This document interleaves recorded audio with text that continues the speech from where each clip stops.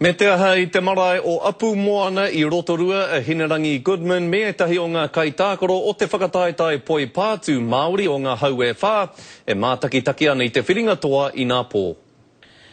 Mai te rā te pō, tai noa ki te ata nei, mo ēnei o ngā tīma poi pātū o ngā hau e whā, e pēhea atu hoki he kōrero.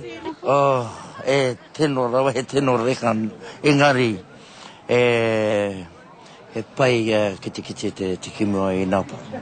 Ko wini hoki nei kia rātau, ko wini hoki nei kia tātou nei, tiwi Māori ara, kia nai tātou ki Aotearoa. Coming off from the end of this tournament, the squash tournament, so it's good. Yeah, go home happy.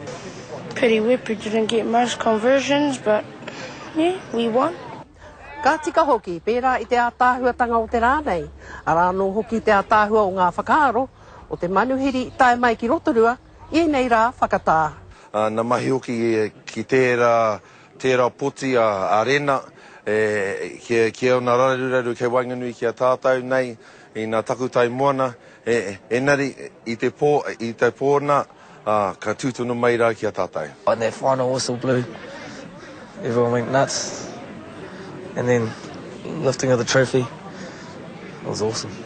Heoi ara no ngā mihi ki te tīma wiwi. They're a bit soft at the start, injury number 10 going off for like 2 minutes and coming back on. There's no point. But they played well. They had the A team, gave New All Blacks a run for their money. Nā reira mihi mai, mihi atu. Ko Hinerangi Goodman, mō te karere.